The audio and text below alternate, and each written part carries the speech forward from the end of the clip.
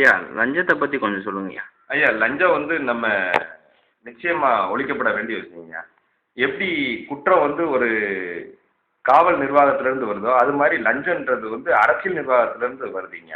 அப்போ அரசியலில் யார் இருக்காங்கன்னா அரசாங்கத்தை நடத்தக்கூடிய பிழைப்புவாதிகள் பெருகிட்டதுனால அரசாங்கத்தை நடத்தக்கூடிய அரசியல் அந்த எம்எல்ஏ எம்பி இவங்களோட சம்பளம்லாம் குறைஞ்சது வந்து லட்சக்கணக்கில் வரணுங்க. இப்போ எம்எல்ஏ சம்பளம்லாம் 1.5 கோடி 3 கோடி வரைக்கும் கொடுக்கலாங்க. மாநில மந்திரிகளுக்கெல்லாம் 6 கோடியிலேருந்து 12 10 கோடி வரைக்கும் கொடுக்கலாங்க.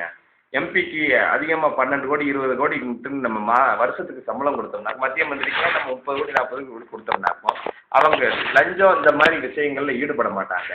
இது போக எம்எல்ஏ எம்பி சேர்மன் மேயர் கவுன்சிலர்ன்ட்டுன்னு சொல்லக்கூடிய அரசியல் பங்களிப்பாளர்களோட நிதி அதிகாரம் அவங்களோட கட்டுப்பாட்டில் அவங்களோட பரப்பில் இருக்கக்கூடிய விஷயங்கள் மக்களுக்கு செய்ய வேண்டிய நலத்திட்ட உதவிகளுக்கு நம்ம நிதி அதிகாரத்தை 10 மடங்கு உயர்த்தினோம்னாக்கோ லஞ்சம் நிச்சயமாக ஒழிக்கப்படுங்க.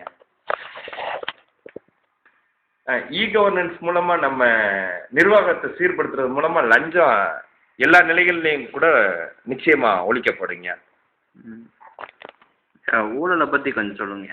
ஐயா ஊழல்னா நம்ம ஏதோ அரசு நிர்வாகத்தில் பண்ணக்கூடியது ஊழல் கிடையாதுங்க. நம்ம கிராமங்களில் பெரும்பான்மை மக்கள் சொல்லக்கூடிய எங்கள் கேட்டகரின்ட்டுன்னு இந்தியாவை பொறுத்த மட்டும் கேட்டகரி ஜாதி இனம் அப்படி மொழி அந்த மாதிரி பல்வேறு சூழல் இருக்குங்க. அதில் ஜாதி அப்படின்றது ரொம்ப முக்கியமான இடத்த வகிக்குங்க. இப்போ ஒரு குறிப்பிட்ட பெரும்பான்மை சமூகத்தை சேர்ந்த அவங்கள எஸ்சின்ட்டுன்னு இங்கே எஸ்சி எஸ்டின்னு சொல்லுவாங்க. அவங்களோட உற்பத்தி பொருளை யாரும் வாங்குறதுக்கு தயாராக இல்லைங்க.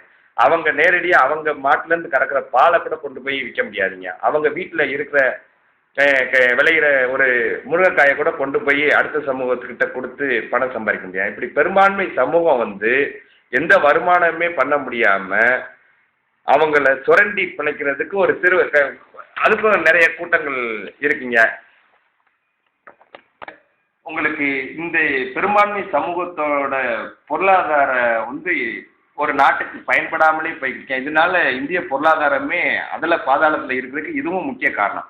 அதனால தாங்க நம்ம என்ன செய்யறோம்னா கலப்பு மனம் பண்ணுறவங்க, அதாவது ஒரு எஸ்சி அல்லாத எஸ்சியை வந்து ஒரு எஸ்டி அல்லாத மாற்று மக்கள் திருமணம் பண்ணாங்களாக்கா அவங்களுக்கு நம்ம ஒரு 5 கோடி வரைக்கும் கடன் அட்டை தரலாங்க. அதன் மூலமாக அவங்களோட பொருளாதாரத்தை மேம்படுத்திக்கலாம்.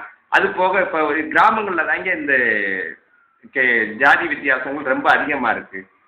இந்த ஒரு கிராமத்தில் ஒவ்வொரு ஜாதிகளுமே தனித்தனி உலகமாகவே இருக்குது. உலகத்தில் நாடு அது மாதிரி ஒரு கிராமத்திலே பல உலகம் இருக்குது. அப்போ இந்த கிராமத்துக்குள்ளார திருமணம் பண்ணுறவங்களுக்கு இன்னும் மேற்கொண்டு என்னென்ன சலுகைலாம் தர முடியுமோ அதிகபட்சம் 5 கோடி ரூபாய் கூட பரிசாக கூட தரலாம், 5 கோடி ரூபாய் கடன் அட்டையாக கூட தரலாம் அவங்களோட பொருளாதார முன்னேற்றத்தை மேம்படுத்திக்கிறதுக்கு.